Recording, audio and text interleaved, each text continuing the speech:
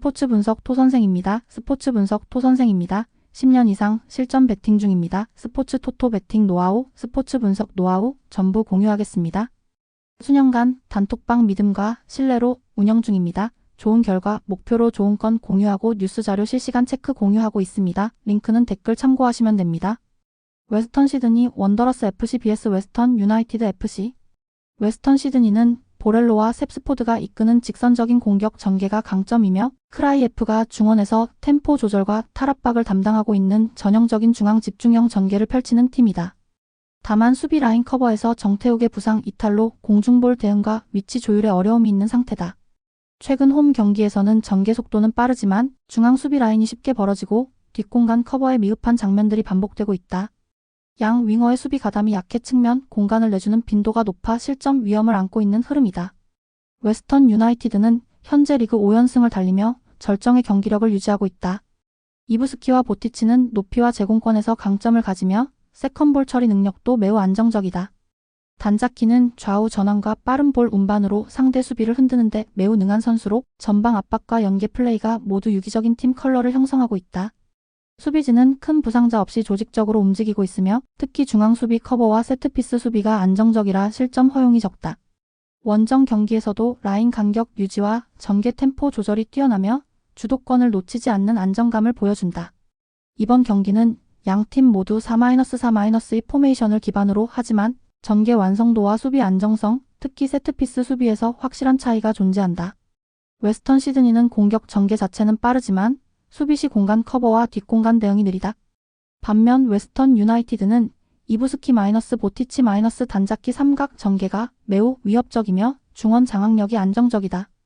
연승 흐름을 바탕으로 후반 체력적 우위를 앞세워 경기 흐름을 끝까지 가져갈 가능성이 높다. 웨스턴 시드니는 빠른 전개로 맞불을 놓겠지만 수비 밸런스와 조직력에서 분명한 약점을 드러내고 있다. 반면 웨스턴 유나이티드는 압박, 탈압박, 마무리까지 전술 완성도가 높은 팀이며 현재 연승 흐름도 그들의 강점을 극대화하고 있다. 이번 경기는 웨스턴 유나이티드의 실리 있는 원정 승리가 유력한 매치업이다. 웨스턴 시드니 패 또는 오버. FC 위트레우트 FC vs 후로닝언. 위트레우트는 4-2-3-1 전형을 중심으로 강한 전방 압박과 템포 조절 능력을 갖춘 팀이다. 할러는 제공권과 연계 플레이에서 중심을 잡아주며 미겔 로드리게스는 박스 근처에서 날카로운 움직임과 마무리 능력으로 위협적인 존재다. 카틀리는 이선과 전방 사이에서 유기적인 연계 플레이를 통해 침투와 공간 활용의 연결고리 역할을 한다. 엘 아르기오이, 베스터룬드, 보즈도간, 반 헤스가 이탈한 상태지만 중원 조합의 기동력과 수비 전환 효율은 여전히 안정적이다. 특히 홈 경기에서는 주도권을 확실히 틀어지며 후반까지 높은 점유율과 결정력 있는 전개를 이어가는 흐름을 자주 보여준다. 후로닝어는 4-2-3-1을 사용하나 전방 결정력과 전개 속도에서 한계가 있는 구조를 유지하고 있다. 반 베르에는 공간 침투의 강점을 보이지만 팀 전술 내 연계 움직임이 부진해 고립되는 장면이 잦다. 크바크만과 세운텐스는 중원에서의 간헐적인 압박과 볼 소유에는 참여하지만 전진성과 속도 모두 제한적이다. 마리아니, 투레의 이탈로 인해 공격에서의 옵션이 더욱 줄어들었으며 수비 시에는 뒷공간 커버가 느리고 세트피스 수비 집중력에서도 불안정한 모습을 자주 보인다. 원정 경기에서는 후반 집중력이 떨어지며 실점 빈도가 높아지는 흐름이 반복되고 있다. 위트레우트는 중원 장악과 전방 압박에서 높은 완성도를 보여주며 공격 전환의 속도와 마무리에서 확실한 장점을 갖고 있다. 특히 할러를 중심으로 한 박스 내 공략이 유기적으로 이어지고 있어 하위권 수비를 상대로 안정적인 득점 루트를 창출할 수 있다. 반면 후로닝어는 공격 패턴이 단조롭고 전방으로의 볼 전개 속도도 느려 위트레우트의 압박을 뚫기 어려운 흐름이 예상된다. 후반 체력 분산에서도 차이를 보이고 있어 경기 전체를 끌고 가기엔 무리다. 트레우트는 안정적인 포지셔닝과 전방 압박, 연계 전개를 중심으로 흐름을 장악할 수 있는 전술 구조를 유지하고 있으며 홈에서는 마무리 정확도도 높은 편이다. 반면 후로닝어는 수비 조직력과 전방 결정력 모두에서 약점을 보이고 있으며 특히 후반 집중력 저하가 경기 결과에 큰 영향을 줄 수 있다. 결국 전술 완성도와 득점 기대치 모두에서 앞선 위트레우트가 유리한 매치업이다. FC 위트레우트 승 또는 오버. 아탈란타 BC vs 볼로냐 FC. 아탈란타는 현재 3연패에 빠지며 전력적인 균열이 심각하게 드러난 상태다. 수비진의 핵심인 톨로이와 스칼비니의 연쇄 이탈은 라인 안정성에 큰 타격을 줬고 스카마카와 코스누의 결장은 공격 전개의 다양성과 제공권 싸움에서 손실로 작용하고 있다. 루크만은 여전히 1대1 돌파와 찬스 메이킹에서 위협적이지만 레테기와의 연계가 부진하고 쿼드라도의 체력 저하도 뚜렷하다. 전체적으로 공수 전환 속도가 떨어졌고 3-4-3 기반의 전방 압박도 지속력이 떨어져 후반 집중력 저하가 반복되고 있다. 볼로냐는 유기적인 움직임과 짧은 패스 기반의 점유형 축구가 완성 단계에 접어든 팀이다. 달린가는 제공권과 결정력을 겸비한 스트라이커이며 오드가르드는 이선에서 찬스 메이킹과 연계 능력을 동시에 보여주고 있다.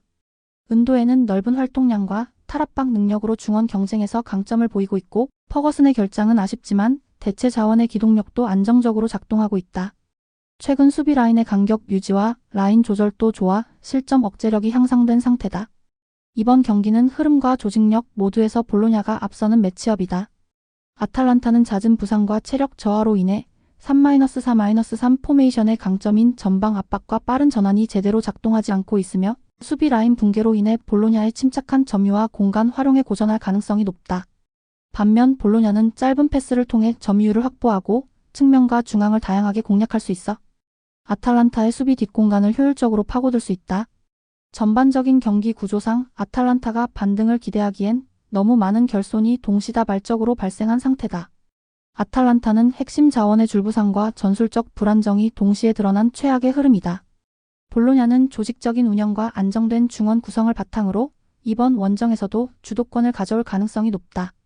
현재 흐름만 놓고 보면 아탈란타가 반등하기엔 여건이 매우 불리한 경기다. 아탈란타 승 또는 언더. CA 오사수나 vs 지로나 FC. 오사수나는 수비 안정성과 간결한 역습 전개를 바탕으로 실점 억제력이 뛰어난 팀이다. 500 기반 포메이션으로 중앙과 측면, 공간을 효과적으로 차단하며 부디미르와 루벤 가르시아의 투톱은 공중볼 경합과 연계 플레이에서 강점을 보인다. 몽카열라는 중원에서의 체력과 탈압박 능력을 기반으로 경기 템포를 조율하며 공수 전환이 빠른 팀 특성상 후반전에도 흔들림 없이 집중력을 유지하는 안정적인 흐름을 보여주고 있다. 브리안의 이탈은 아쉽지만 대체 자원의 수비 기여도가 높아 큰 전력 공백은 발생하지 않는다. 지로나는 시즌 중반 이후 경기력 기복이 심해졌으며 특히 중원 조직력 약화와 수비 불안정성이 주요한 약점으로 드러나고 있다. 아벨 루이스와 스투아니의 공격 조합은 제공권과 위치 선정은 뛰어나지만 중원에서 공을 끌어올려줄 이반 마르틴과 브리안 힐이 빠지면서 공격 전개가 단절되는 빈도가 많다. 리카르도 아테로까지 빠진 상황에선 이선의 압박력도 감소해 수비에서 공을 빼앗긴 뒤 역습에 그대로 노출될 가능성이 크다. 특히 원정에서는 라인 조절이 느리고 후방 집중력 저하가 자주 나타난다. 이번 경기는 오사수나의 수비 안정성과 지로나의 중원 공백이 맞붙는 흐름이다. 오사수나는 홈에서의 조직적인 수비 전환과 빠른 역습이 위력적인 구조이며 부디미르의 제공권을 중심으로 한 세컨볼 싸움에서 우위를 점할 수 있는 전개 패턴이 강점이다. 지로나는 공격진의 개별 기량은 있지만 중원 부상 공백으로 인해 전술적 응집력이 약해진 상황이고 특히 수비 뒷공간 커버가 느려 오사수나의 빠른 역습에 고전할 가능성이 높다. 전술 밸런스와 흐름 유지 능력에서 오사수나가 명확히 앞선다. 오사수나는 수비적 안정성을 갖춘 팀으로 전술적 리스크를 최소화하며 경기 흐름을 길게 가져가는 데 매우 능한 운영을 보여주고 있다. 지로나는 핵심 연결 고리들이 빠진 상황에서 공수 균형을 유지하기 어려워 이번 매치업에서도 오사수나가 흐름과 실리 모두를 챙길 가능성이 높다. 오사수나 승 또는 언더. 헤라클레스 알멜로 vs 에이지 알크마르. 헤라클레스는 4-2-3-1 전형을 바탕으로 빠른 측면 전개와 이선 침투 패턴을 활용하는 중위권 전형의 대표적 팀이다. 홈캄프는 일선에서의 압박과 제공권 참여에 적극적이며 포드고레아누는 양쪽 측면을 자유롭게 넘나들며 기회를 만든다. 반카함은 중원에서의 볼 운반과 속도 조절 능력이 뛰어나 전환 플레이에서 중심을 잡아주는 역할을 한다. 체스티치와 라우르센이 이탈한 상태지만 수비 라인은 안정적으로 유지되고 있으며 홈 경기에서의 전개 밸런스는 비교적 견고하다. 특히 후반전으로 갈수록 점유율을 확보하며 공간을 넓게 활용하는 패턴이 자주 등장한다. 알크마르는 전형적인 4-2-3-1 구조 안에서 이선의 민첩한 움직임과 높은 활동량을 기반으로 공격적인 운영을 펼치는 팀이다. 페럿은 박스 근처에서의 골 결정력과 위치 선정이 뛰어나며 포쿠는 드리블과 측면 침투에서 꾸준한 위협을 가한다.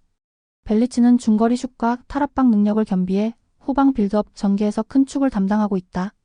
그러나 이번 경기에서는 멜러 울프가 카드 징계로 결장하고 라도, 베스터펠트, 미난스, 슈텔은, 마이쿠마, 클라시에까지 총 6명이 부상으로 이탈해 전력 누수가 심각한 수준이다.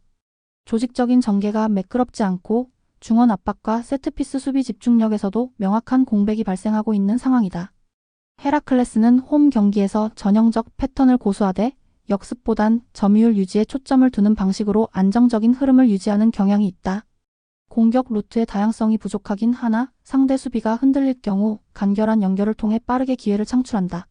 반면 알크마르는 주축 다수가 빠진 채 원정에 나서야 하는 상황으로 수비 조율과 중원 압박의 강도가 약화돼 조직적인 약점이 두드러질 수 있다. 공격력은 여전히 존재하지만 후반전으로 갈수록 체력 분산과 수비 실책 가능성이 높아질 수 있다. 헤라클레스는 전체적인 전력 구성과 전개 흐름이 안정적인 가운데 홈 2점까지 더해 후반 운영에서 뚜렷한 강점을 보이고 있다. 반면 알크마르는 결장자가 너무 많아 수비 라인의 일관성과 중원 압박력 모두의 결함이 발생하고 있으며 특히 후반 교체 자원 구성에 큰 제약이 있어 전반적인 경기력 유지가 쉽지 않다. 결국 조직 안정성과 운영 리듬 모두에서 앞선 헤라클레스가 유리한 매치업이다. 헤라클레스 승 또는 언더. FC 즈볼레 vs 트벤테. 즈볼레는 수비 안정에 초점을 둔 4-2-3-1 전형을 가동하고 있으며 최근에는 수비 라인 안정화에 주력하고 있다. 벤테는 중원에서 템포를 조절하며 후방 빌드업에도 가담하지만 자미로 몬테이로와 크라스테프의 전방 연결이 매끄럽지 않아 득점 전환율이 낮은 편이다. 좌우 측면 전개는 라그실의 부상으로 인해 단조로운 흐름으로 제한되고 있으며 9EL의 이탈로 수비 커버 범위도 현저히 줄어들었다. 특히 좌측 라인에서의 마크 실수와 뒷공간 허용 빈도가 높아 강팀을 상대로 실점 위험이 크게 확대될 수 있는 구조다.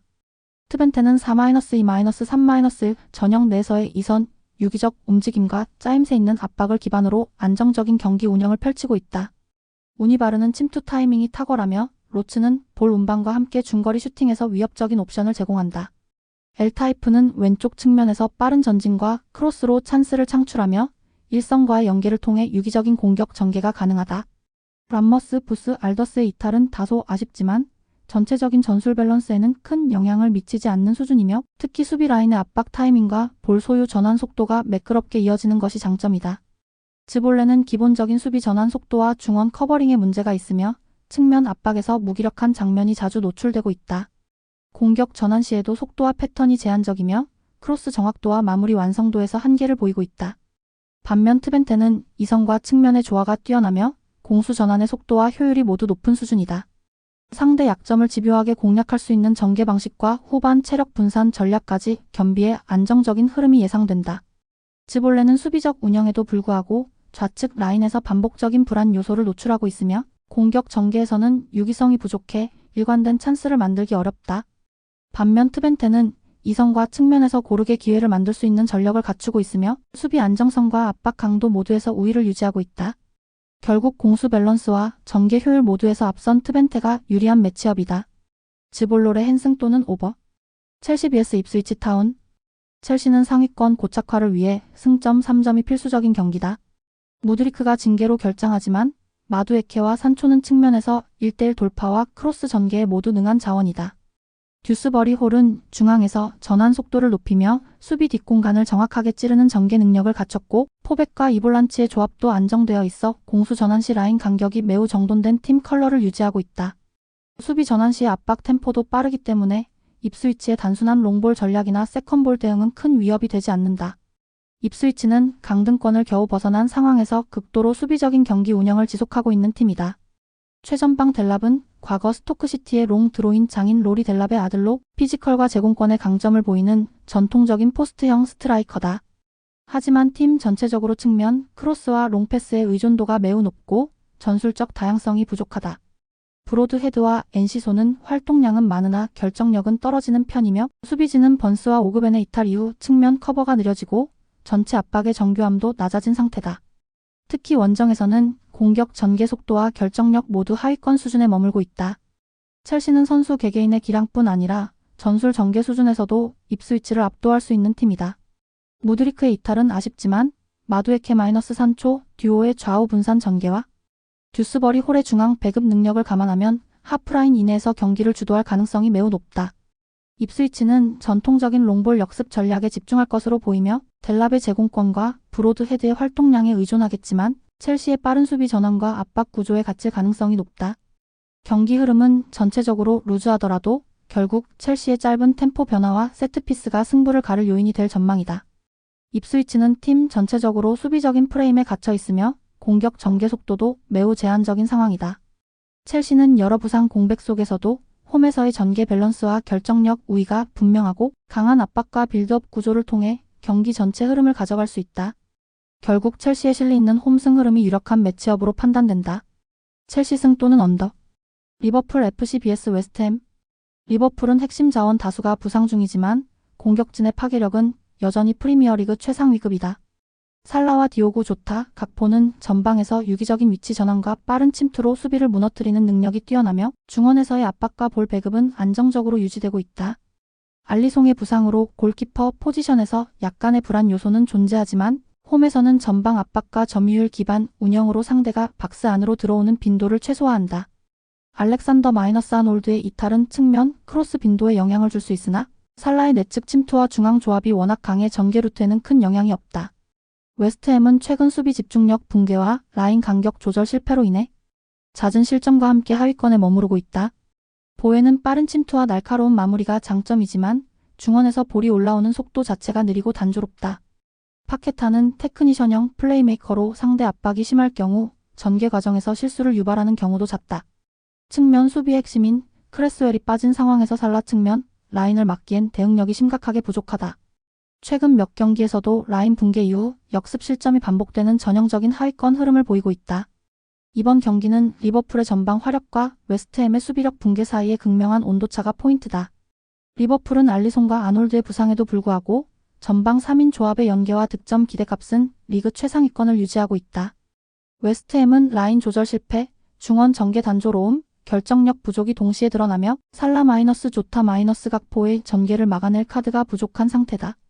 리버풀이 점유율을 기반으로 빠르게 선제 득점을 만들고 후반에는 여유 있는 경기 운영으로 흐름을 장악할 가능성이 높다. 리버풀은 다소간의 부상 이슈에도 불구하고 압도적인 공격 전개 완성도와 홈에서의 강세가 매우 뚜렷한 팀이다. 웨스트햄은 수비 중심 자원들의 결장과 중원 미스매치 문제로 인해 경기 흐름을 따라가기조차 벅찰 가능성이 높다. 이번 경기는 리버풀이 홈에서 여유 있게 승리를 챙길 가능성이 매우 높은 매치업이다. 리버풀 승 또는 오버. 울버햄튼 토트넘 vs 호스퍼. 울버햄튼은 현재 리그 3연승 흐름을 타며 강등권 탈출의 절박한 분위기 속에서 집중력이 극대화되고 있는 상태다. 황희찬과 스트란드 라르센의 전방 압박과 침투는 리그 하위권 팀들 중 가장 위협적인 수준이고 벨가르드가 후방 빌드업에서 탈압박을 풀어내는 능력 또한 뛰어나 중앙 전개에서의 안정감을 확보하고 있다. 수비진은 3백으로 넓게 서서 라인을 유지하며 무리하지 않는 수비 전환을 바탕으로 실점 억제를 우선시하고 있으며 최근 경기들에서는 중원에서의 강한 압박과 공격 전환 속도에서 인상적인 결과를 보여주고 있다. 강등권 팀 특유의 절박함이 흐름에 반영되며 현재 경기력은 순위 이상으로 올라와 있는 상황이다. 토트넘은 수비 라인과 중원 일부 자원의 이탈로 인해 경기 조율 능력과 압박력이 흔들리는 구간이다.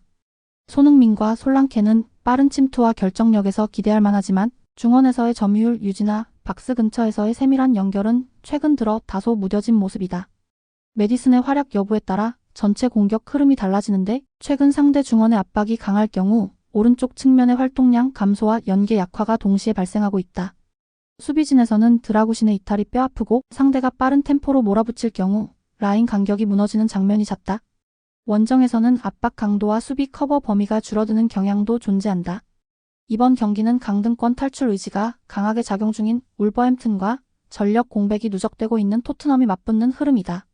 울버햄튼은 최근 경기에서 강한 압박과 빠른 전환으로 실리를 챙기는 축구를 하고 있으며 황희찬의 활동량과 벨가르드의 안정적인 전개가 토트넘 수비를 흔들 수 있다.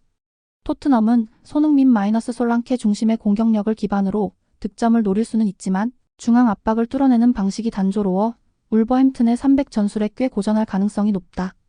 결국 양팀 모두 일정 수준의 찬스를 만들겠지만 실질적인 승부는 접전 흐름 속 무승부 가능성이 크다. 울버햄튼은 강등권의 벼랑 끝 싸움에서 최근 가장 집중력 있는 경기력을 보여주는 팀 중 하나다. 토트넘은 전력 공백과 라인 붕괴 문제로 인해 압도적인 경기 운영이 쉽지 않은 상태이며 전술적으로 유리한 쪽은 울버햄튼 쪽에 더 가까운 흐름이다. 이번 경기는 팽팽한 전개 속 무승부 가능성이 유력한 매치업이다. 토트넘 헨승 또는 양팀 득점 성공. 엘라스 베로나 FC vs 제노아 CFC. 베로나는 홈 경기에서는 비교적 안정된 경기 운영을 보여주는 팀이지만 현재 중원과 수비진의 연쇄 부상으로 인해 포메이션 밸런스가 크게 흔들리고 있다. 특히 파라오니, 니아세, 수슬로프의 부상은 3-5-2의 중원 점유율 유지에 치명적인 변수다. 전방의 사르와 모스케라는 활동량은 풍부하지만 결정력에서는 여전히 불안한 흐름이 반복되고 있다. 측면 윙백의 전진이 제한적이라 역습 루트가 단순해지며 득점 루트가 뻔한 구조가 고착되고 있는 점도 약점이다. 제노아는 꾸준히 300 기반의 수비 안정과 전방 압박을 병행하는 팀으로 피나몬티의 제공권과 말리노브스키의 이선, 중거리 슈팅 능력을 활용해 다양한 공격 루트를 보유하고 있다. 프렌드럽의 징계 이탈로 인해 중원 밸런스가 살짝 무너질 가능성은 있지만 토스비와 말리노브스키의 유기적인 패턴 플레이로 중원 장악력을 유지할 수 있다. 전체적으로 수비 간격 유지와 전방 압박의 완성도가 높아 실점 억제 능력이 최근 눈에 띄게 개선됐다. 이번 경기는 중원 전력 누수가 큰 베로나와 조직력이 유지되고 있는 제노아 간의 밸런스 싸움이다. 베로나는 부상 여파로 미드필드 전개와 전환 속도에서 불안정성이 나타나고 있으며 공격 루트 역시 중앙 의존도가 높아 제노아 수비진에 쉽게 차단될 가능성이 있다.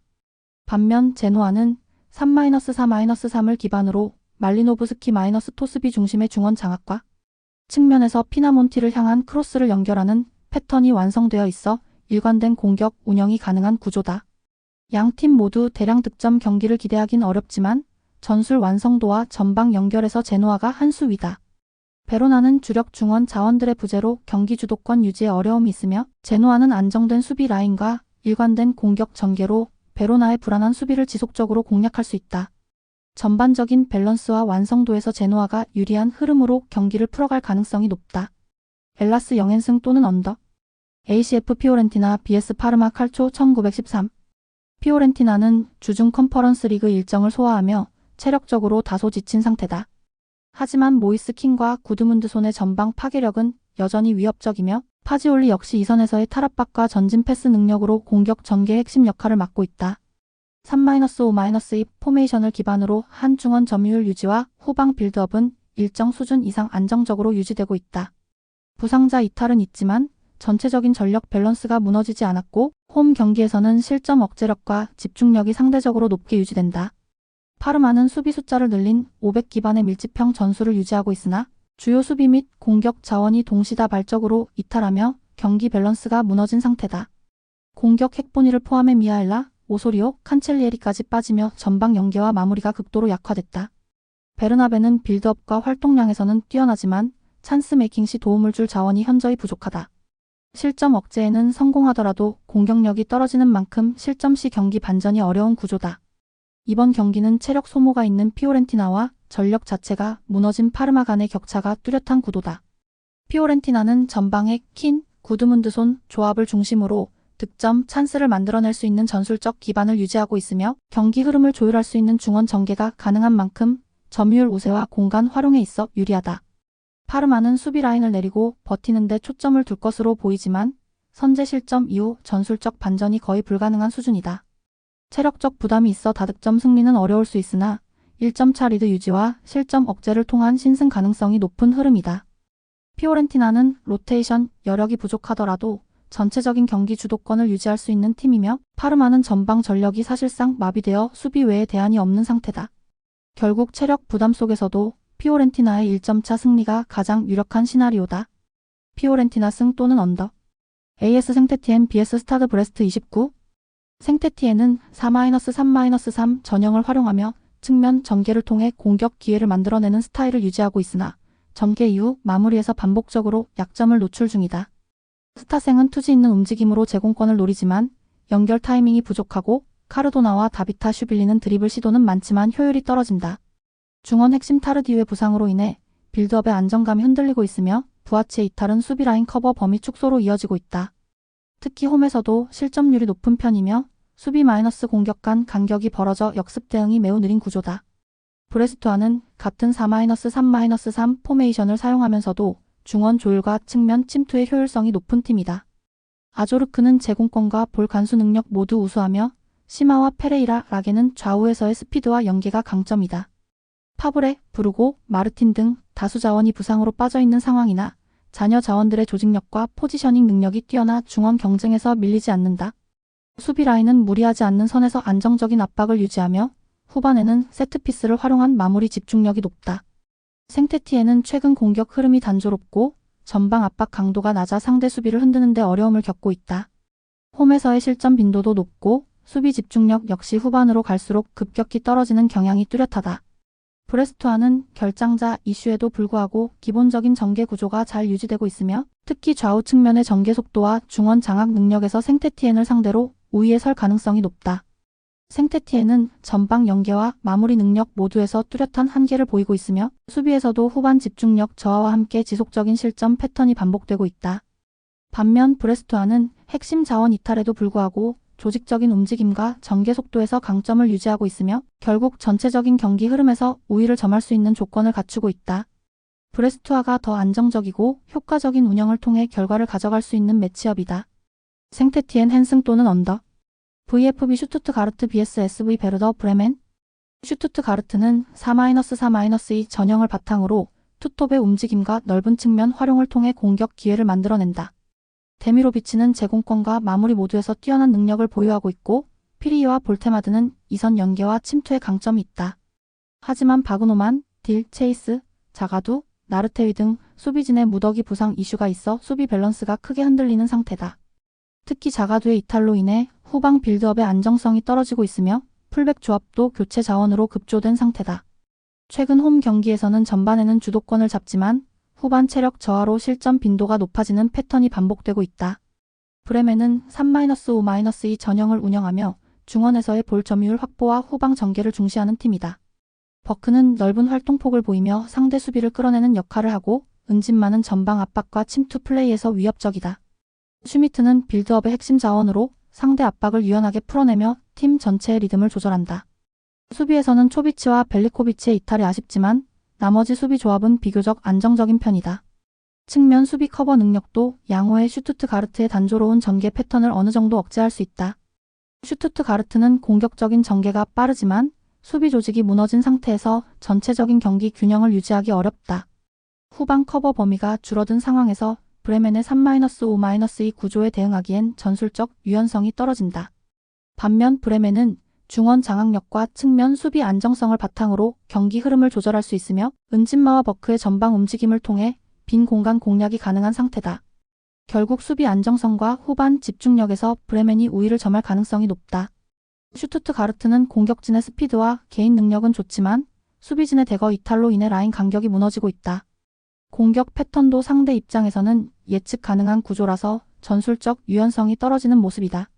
반면 브레멘은 안정적인 중원 조율과 넓은 측면 전개를 통해 경기 흐름을 가져갈 수 있으며 특히 후반 템포 유지와 압박 회피 능력에서 슈투트가르트보다 확실히 우세하다.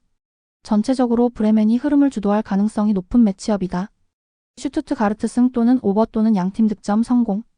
알라베스 vs 레알 마드리드. 알라베스는 강등권 바로 위에 머물러 있는 상황으로 안정적인 수비와 간결한 반격을 중심으로 실점 억제에 집중하고 있는 전술 흐름이다. 4-2-3-1 포메이션 내에서 키케 가르시아는 제공권과 버티는 힘이 뛰어나며 카를로스 마르틴과 비센테는 중거리 슛과 활동량으로 중원에서의 저항을 시도하는 구조다. 다만 골키퍼 시베라와 수비 중심 코네츠니가 동시에 징계로 빠지며 후방 안정감이 무너질 수 있는 변수가 발생한 상태다. 전체적인 수비 블록은 견고하나 라인이 무너질 경우 역전 가능성은 떨어지고 한 골 싸움에서 밀릴 가능성이 높다. 레알 마드리드는 주중 아스날과의 챔피언스리그 경기를 소화한 직후라 체력 소모가 분명히 존재하는 상태다. 하지만 비니시우스 음바페 오드리고의 전방 조합은 라인을 순간적으로 붕괴시킬 수 있는 폭발력을 보유하고 있으며 중원에서는 베링엄이 전진성과 제공권 모두에서 공격 지원을 이어가고 있다. 수비진은 맨디, 밀리탕, 카르바할 등의 부상으로 공백이 있는 상황이지만 경기 주도권을 쥐는 운영에선 여전히 상대를 압도할 수 있는 포지션 밸런스를 유지 중이다. 지친 일정 속에서도 개인 기량과 전술 완성도에서 리그 대부분 팀을 압도할 수 있는 상태다. 이번 경기는 레알 마드리드가 유럽 일정 직후 맞이하는 원정 경기로 전력 우위는 확실하지만 체력적으로는 고전할 가능성이 있는 매치업이다. 알라베스는 수비 위주로 라인을 내리며 실점 억제에 집중할 것이고 레알은 경기 초반 무리한 압박보다는 개인 능력을 통한 돌파와 측면 활용에 집중할 것으로 보인다. 전체적으로 레알의 전력 우위 속에 한두 번의 결정적인 장면을 만들 가능성이 높지만 대승보다는 1점차 승리가 유력한 흐름이다.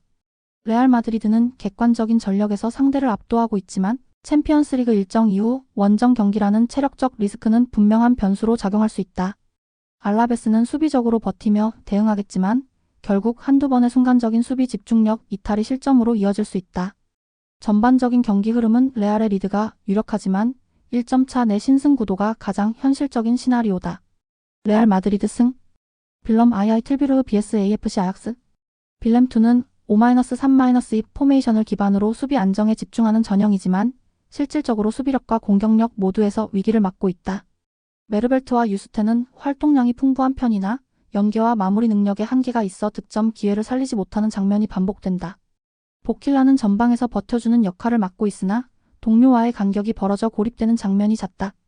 최근 11경기 무승 및 6연패의 흐름에서 나타나듯 팀 전반의 경기력과 분위기 모두가 하락세이며 수비 집중력 역시 후반으로 갈수록 급격히 떨어진다. 여기에 구이에로와 라그시르의 부상 이탈로 수비 조합까지 완전히 붕괴된 상황이다. 아약스는 4-3-3 전형을 중심으로 빠른 패스워크와 전방 압박, 그리고 좌우 측면 활용을 극대화한 전술을 구사하고 있다. 코나두는 측면에서의 전진성과 돌파 능력이 매우 뛰어나며 고츠는 중원에서 공격 조율과 전개 속도 조절에서 중심적인 역할을 한다. 트라오레는 박스 안에서의 결정력과 위치 선정이 탁월의 상대 수비를 꾸준히 흔드는 역할을 수행한다. 람머스 부스 알더스가 이탈했지만 탄탄한 스쿼드 뎁스를 바탕으로 경기력 손실은 거의 없는 상태다. 특히 강한 압박을 통해 상대 실수를 유도하고 전반부터 주도권을 가져오는 운영 능력이 탁월하다. 빌렘2는 수비에 치중된 운영에도 불구하고 실점률이 높고 전방 전개는 지나치게 단조롭다. 무득점 빈도가 높고 후반전에는 수비 집중력 저하로 인해 연속 실점하는 장면이 자주 등장한다. 반면 아약스는 모든 포지션에서 높은 점유율과 공격 효율을 바탕으로 경기를 주도하며 측면 돌파와 박스 안 침투 능력 모두가 안정적이다. 이번 경기에서도 초반부터 강한 압박과 빠른 득점 시도가 예상된다. 빌렘2는 단단한 수비 전술을 구성하고자 하지만 실제로는 부상 이탈과 연패 후유증으로 인해 수비 라인의 균열이 매우 심각한 상태다. 공격에서는 효과적인 연계가 이뤄지지 않고 후반에는 체력 부담으로 인해 집중력이 급격히 떨어진다. 반면 아약스는 전술적으로 매우 안정적인 흐름을 유지하고 있으며 다양한 루트로 득점 기회를 만들어내는 팀이다. 결국 공수전 영역에서 아약스가 압도적인 우위를 점하고 있으며 무난한 원정 승리가 예상되는 경기다. 아약스 승 또는 오버.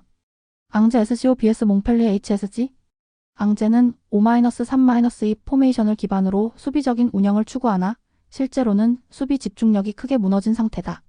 르폴과 엘 멜라리는 전방 압박을 거의 시도하지 않으며 벨크딤은 이선에서 볼 운반은 가능하지만 연기에서 제약이 많다. 벨케블라, 카펠, 비움라 등 중원 자원이 대거 이탈해 미드필드 구성력이 약화되었고 수비 라인도 뒷공간 커버가 느려 상대의 측면 전개에 쉽게 흔들리는 모습이다. 6연패 흐름에서 전체적인 경기 분위기와 템포 운영 모두에서 정체된 모습을 보이고 있다.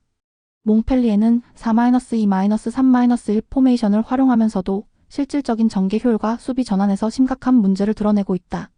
델로는 고립된 채로 전방에 머무는 시간이 길고 사바니에는 공격 전환 능력은 갖추고 있으나 수비 커버 범위가 좁다.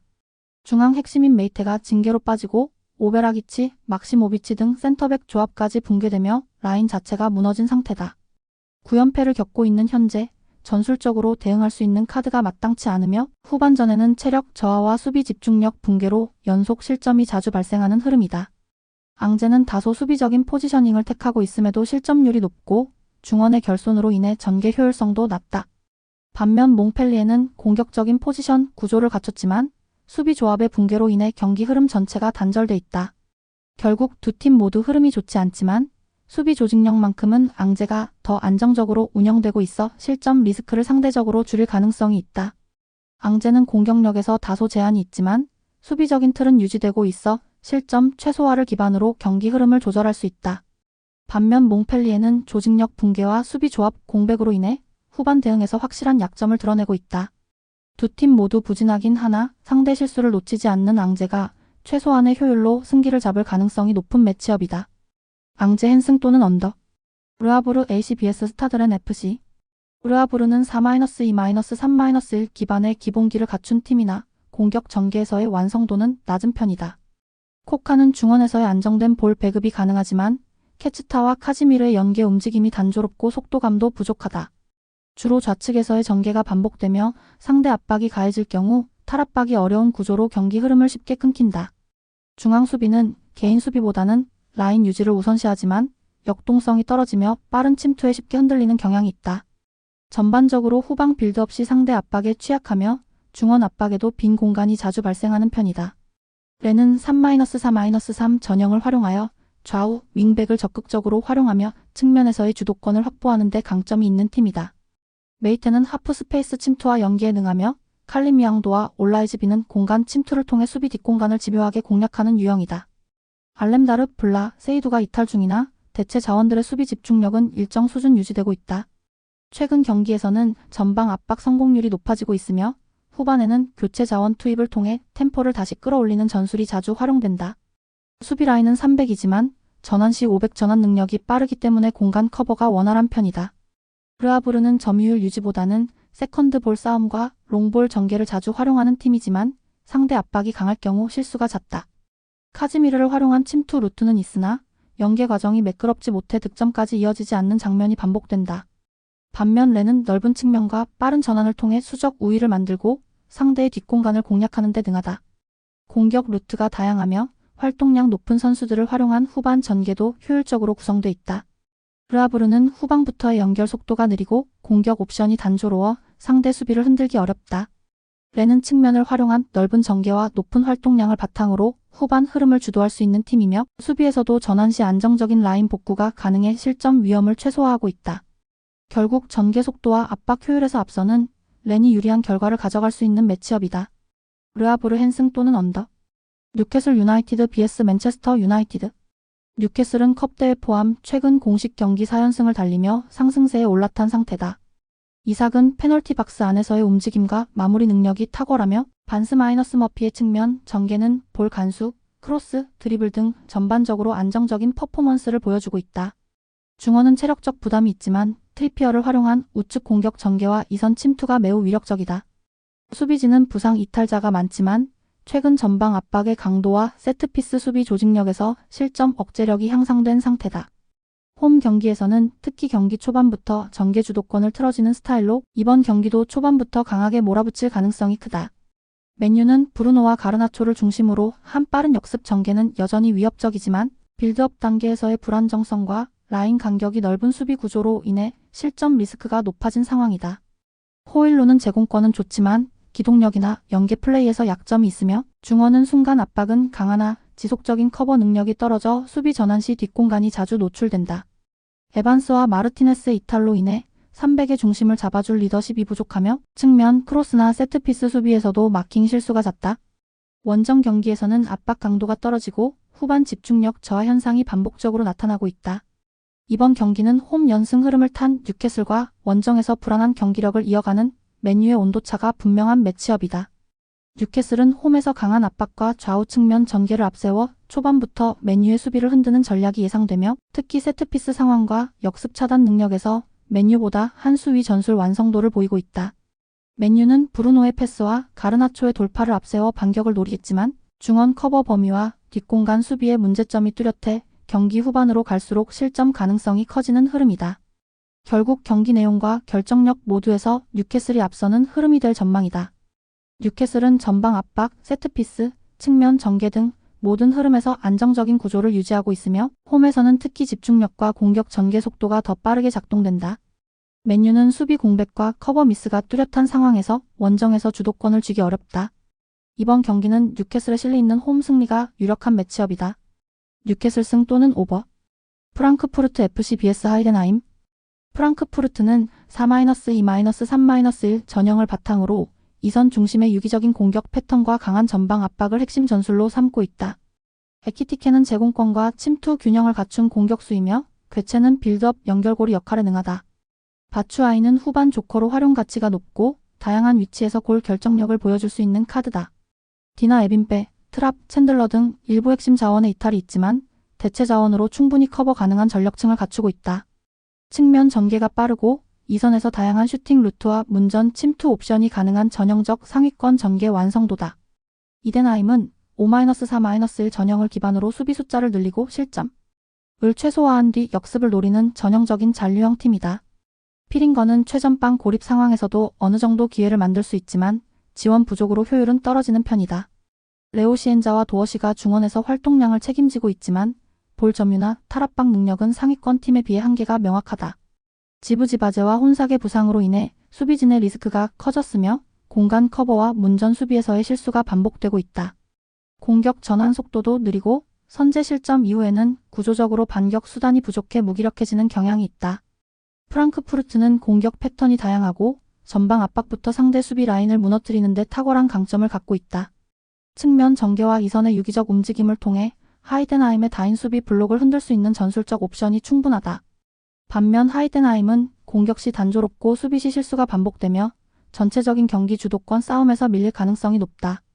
특히 선제 실점 이후 추격 능력이 떨어지는 하이덴하임 특성상 프랑크푸르트가 초반 흐름만 잡아낸다면 무난한 승리로 이어질 수 있는 구도다.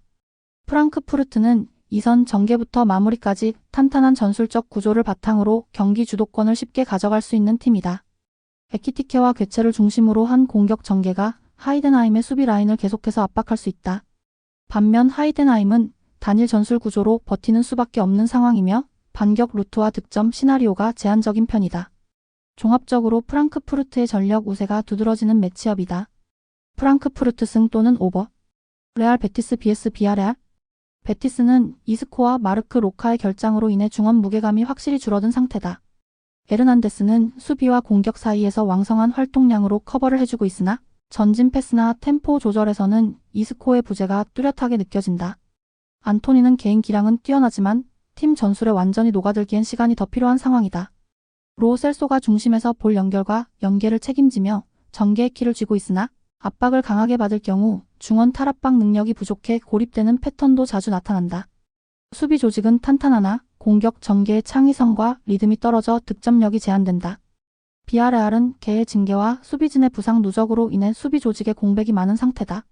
하지만 바리와 바에나 중심의 전방 조합은 빠른 연계와 공간 활용에서 강점을 보이고 있으며 아요세 페레스는 이선과 최전방을 오가며 유연하게 공격을 조율하고 있다.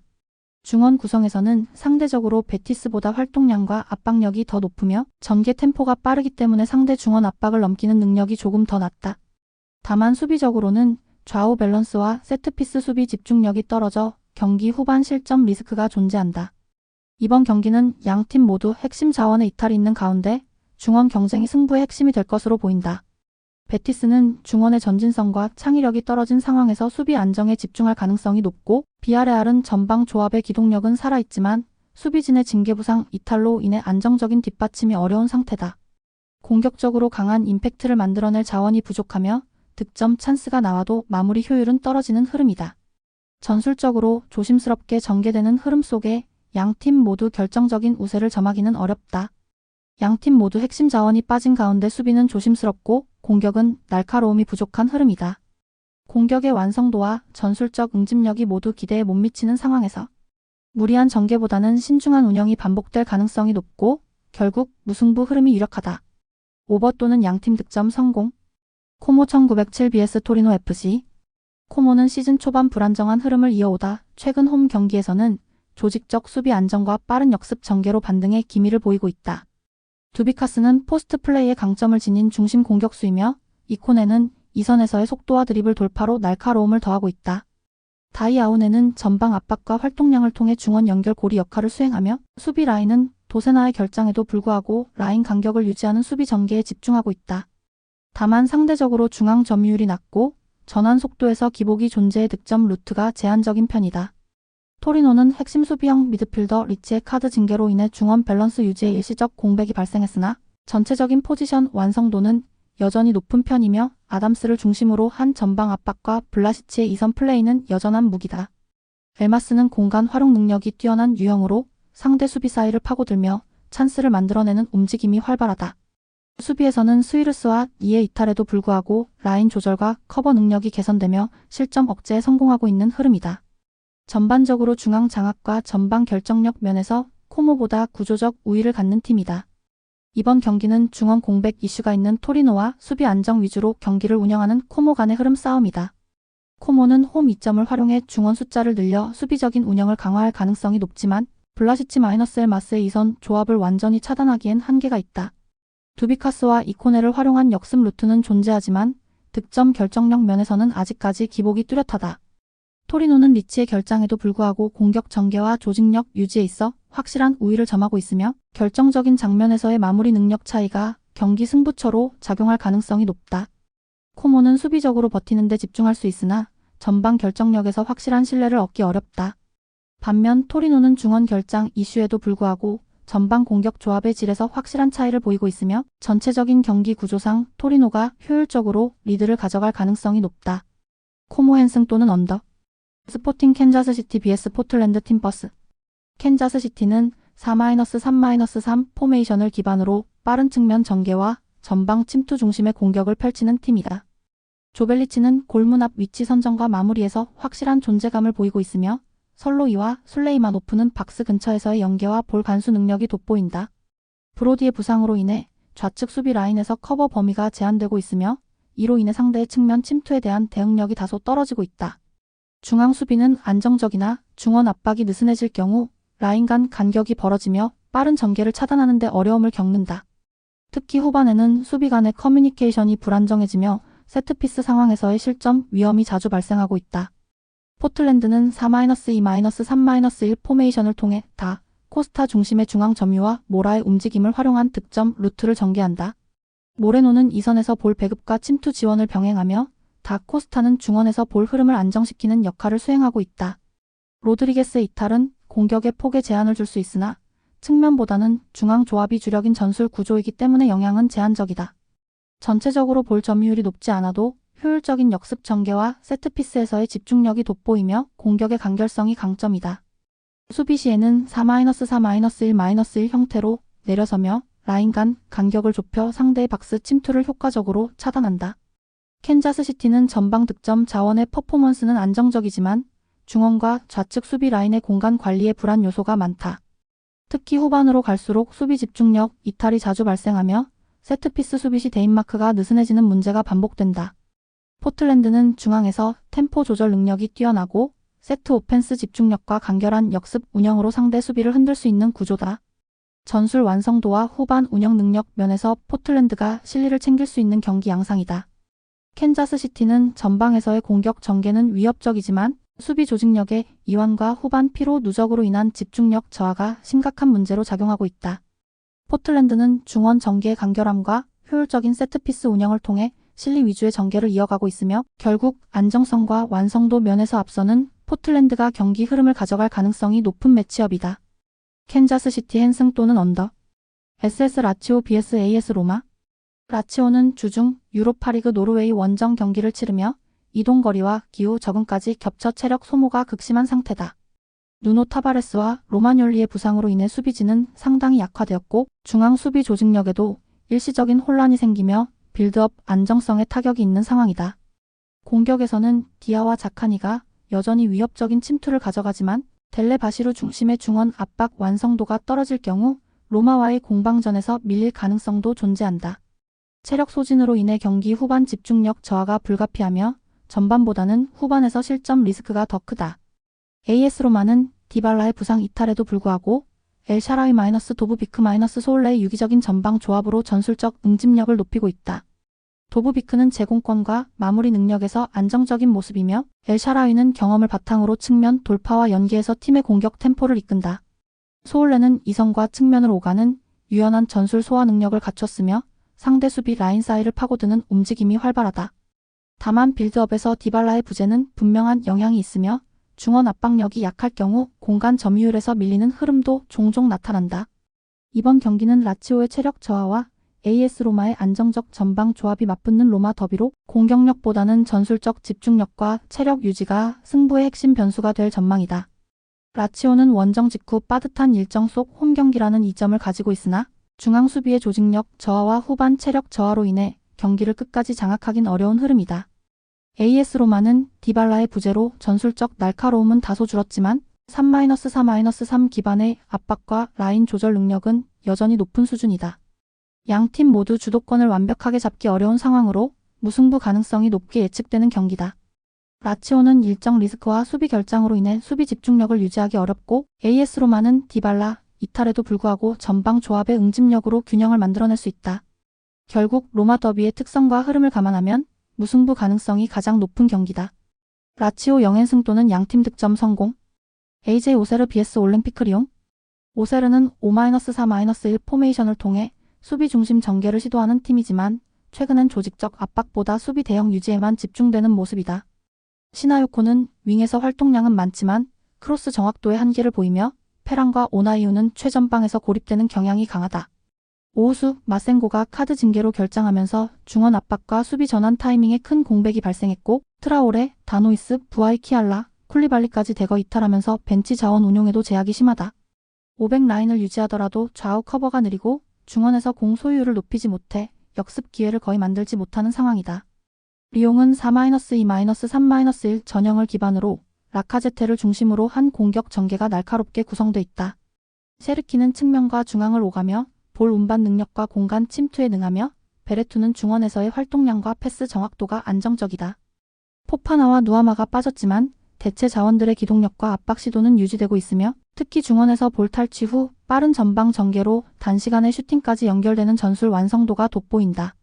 최근 경기에서는 이선 자원들의 전방 압박 성공률이 상승하고 있으며 세트피스 상황에서도 꾸준한 위협을 제공 중이다.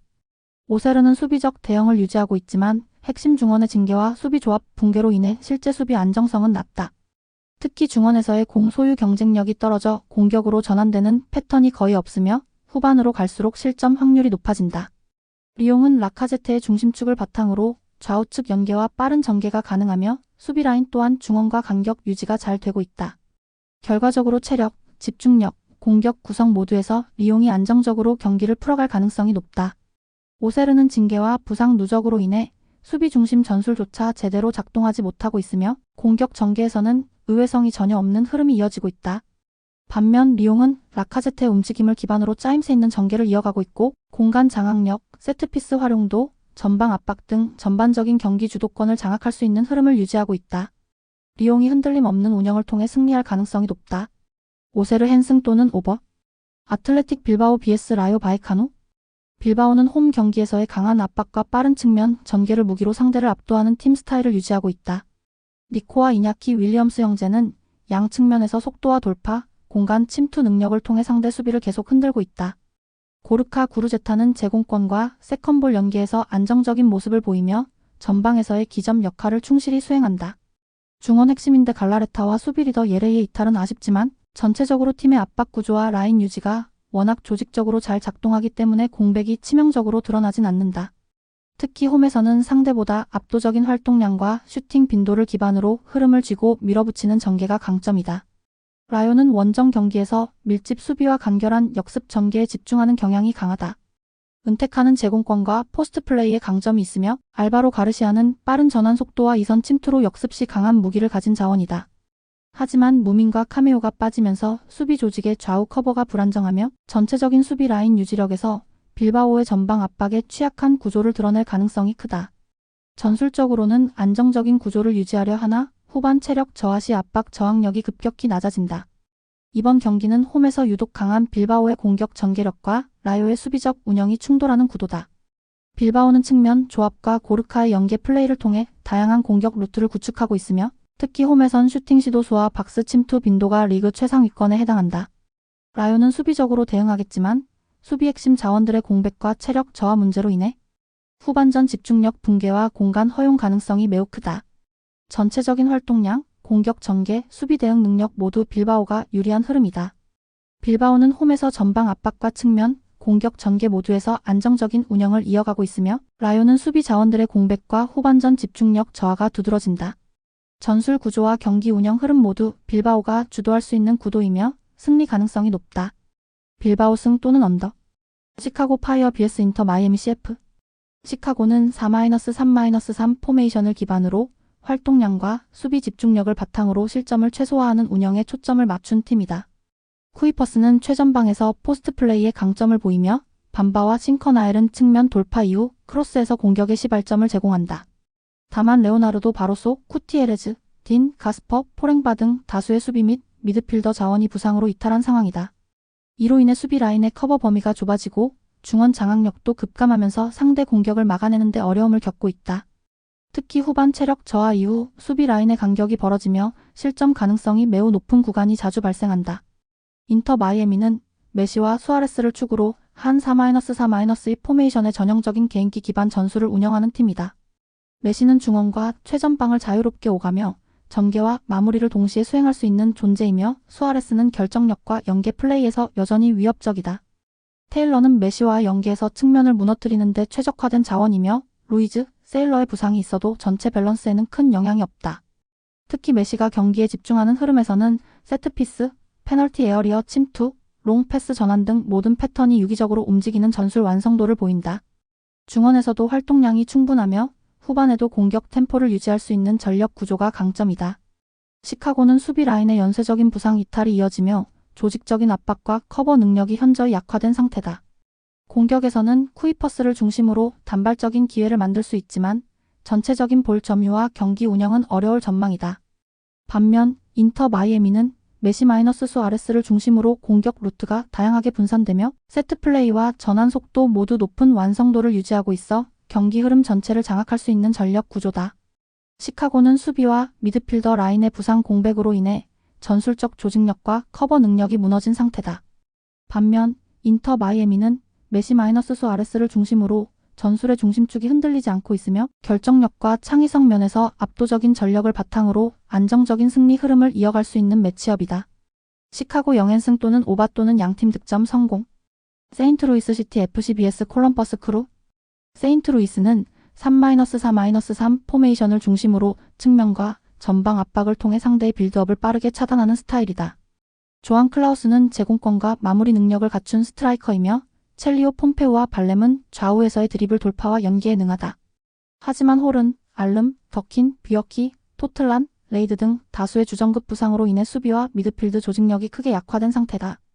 특히 비어키 골키퍼와 센터백 라인의 이탈로 인해 실점 가능성이 높아졌고 수비 라인 간 간격 유지가 어렵게 되어 있다.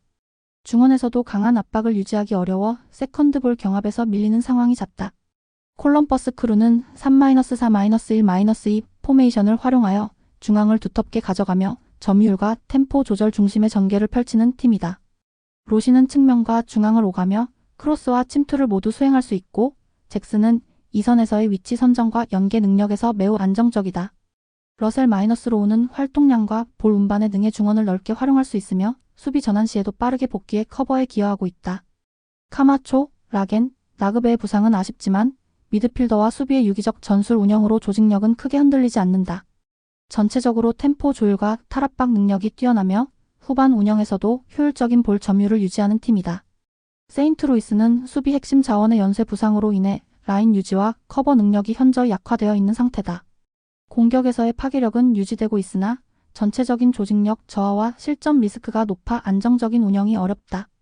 반면 콜럼버스 크루는 중원에서의 점유율 유지 능력과 빠른 탈압박, 전술 완성도에서 앞서 있으며 전체적인 흐름을 조율할 수 있는 전개 구조를 바탕으로 경기를 장악할 수 있는 가능성이 높다. 세인트루이스는 연쇄적인 부상으로 수비 안정감이 무너졌고 전술적 전환에서도 어려움을 겪고 있다. 콜럼버스 크루는 조직적 미드필드 장악력과 효율적인 공격 루트를 바탕으로 안정된 경기 운영이 가능하며 결과적으로 전술 완성도와 중심축 안정성에서 앞선 콜럼버스 크루가 유리한 매치업이다. 세인트루이스 헨승 또는 오버. 영상 보느라 수고하셨습니다. 항상 좋은 건 공유해서 같이 적중률을 높이고 싶은 마음뿐입니다. 조합은 뉴스 선발 등 체크 고민 후 가족방에 공유하고 있습니다. 댓글에 가족방 링크 있으니 참고해주세요. 구독과 좋아요 감사합니다.